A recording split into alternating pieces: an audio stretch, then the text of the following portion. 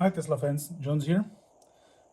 I've been unfortunate enough to basically have to disassemble whole Tesla brake caliper from Brembo. This is 2014 part, and what basically happened is the piston that is pushing against the brake pads, it's so far out that it broke loose from the moving part. Yeah, so basically it got out like this. Yeah, this part is moving. Okay, here's the brake so it doesn't turn over. Yeah, so basically what happens is when you put your car in brake, electromotor turns this part and either pushes the piston out or pulls it in when you release the parking brake.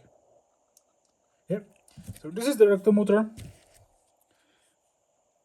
There are other videos that take a look at this part, so there's no reason for me to disassemble it further.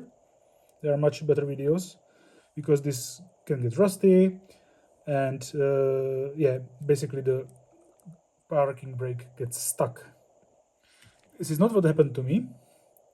My problem was when I reconnected the braking caliper, I didn't put it on braking pad, so it just went and went and went and went until I couldn't retract it. Even when I reapplied 12 volts to the side contacts here, you apply plus or minus and the other side is reverse. I don't know exactly which is which. You can try it yourself. So this couldn't just catch it back again.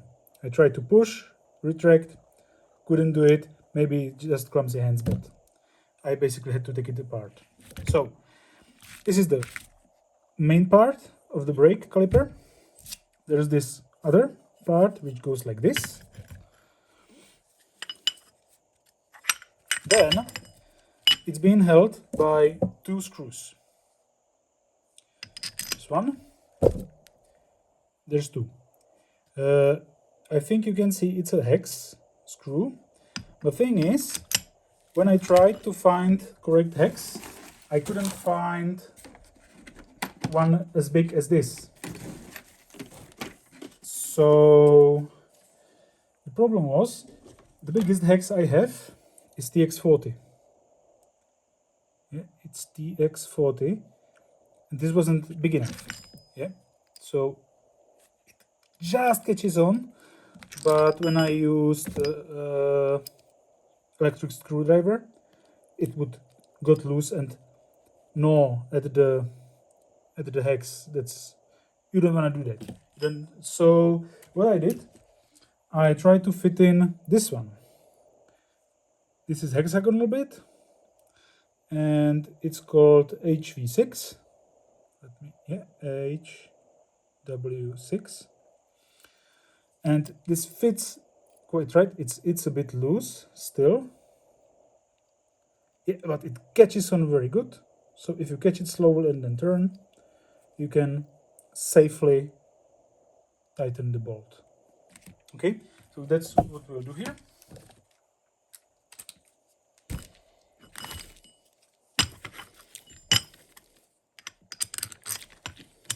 It's one, it's two.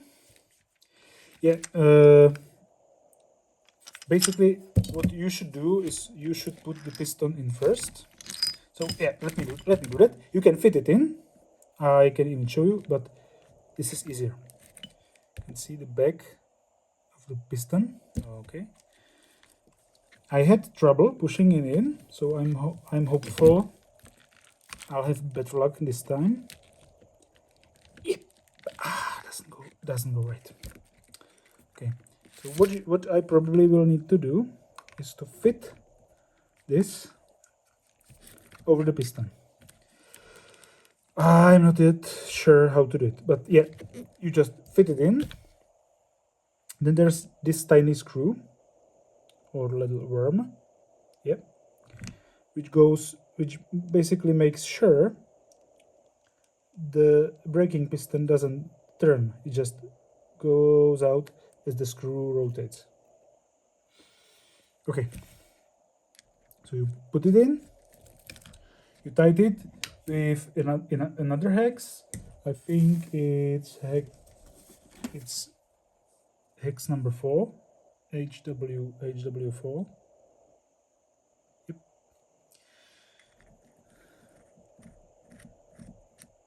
Is this it? No. That. It's, yep. It's HW5. Okay.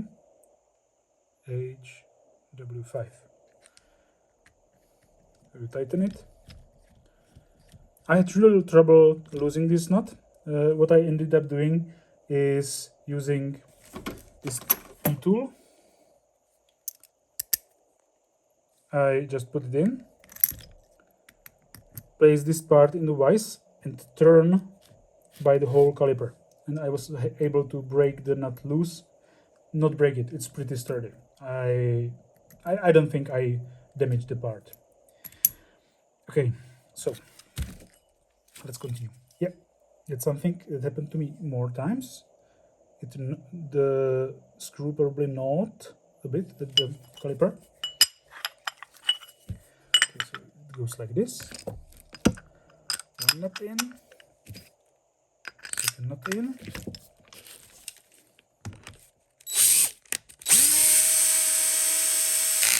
Yep, just loosely. I can tighten it later. Okay, that's now caliper completed. You still can get the piston in. I have trouble with the bushing, but you can get it in. I was able to get it. Yeah, see, it just got in. You just push it in, or rather pull it in when you're getting it out. Yeah, after you get this part through, you see, yep, here's the part. It's a five pointed star, and there are three pieces to complete it. I actually got this loose by accident, so I don't remember the order, but I asked around, and apparently recommended order is like this one. See, it's like wavy, springy. So you put spring one in, then there's normal one, this over, so spring, normal, and then there's this one that just fixes it in place. You can use some tool like this one to. You can do it without, but this is much easier. There are specialized tools. This one is not perfect for this. There are other, when you push, it actually goes apart, and once you take it apart enough, you can get it on. So you go pull out. Okay, let's try one more time. Pull outwards. Yep, you get it on, and then you just get it in place. Don't worry, it looks easier, and it is as easy when you have it on this one. There's no problem. So okay, now imagine this one is through. Okay, let me focus. Yep, this one's through. So you get this piece on. You cannot mess this up because the holes just fit only one way. There are these bolts. These are hex bolts again. Let me just quickly check. I think, yeah, it's TX4, TX 25. TX 25. Okay. Just screw this on. And then the last part of the caliper is probably well known, but let me just quickly bring, just to show you, bring the pins, brake pads and the spring holding it in. First thing, to get this out, you need some kind of punch. I have this Yato set, which you just pick the pin that fits into the back holes, which are here, actually. Here, there's one, there's two. When you see the brake caliper from the front, from the wheel side, it's like this. So you actually insert the push pins back from the back. It's much easier to take the caliper off. And then you get these pins out. You can see these are not the same because this one is missing the expanding piece. Let me tell you, this one doesn't hold in very well. So I'll test it, but I think I'll just have to find a replacement or fix it. I don't know how yet. It's probably much safer to buy a new one.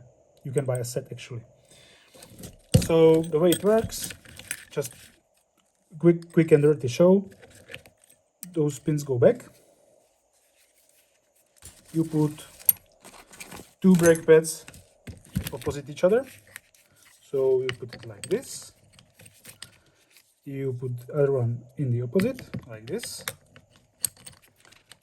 You push pins through, and either now or maybe before you push the pins all the way, you insert this spring. Actually, you can fit it either way. You just go through, put it like this, and then all you need is all I used was a flathead screwdriver. And hang on a moment. What I did is I just push it up through the hole. It's actually no trouble at all. It's very springy, easy to do. So you arrange it like this. You need to get it here. So I push against it. Yep. And now it pushes against the pins and it pushes the brake pads into the brake. So this is what's holding your brakes. Yep. Now there's no piston. You can easily see there's enough space to put it back on the wheel. The problem is my piston was so far out I couldn't fit it in. And my Tesla actually did it itself when I reconnected the brake caliper. So I don't know what's the deal about that. It just pushed. Probably felt nothing against it, so it pushed more. And when I actually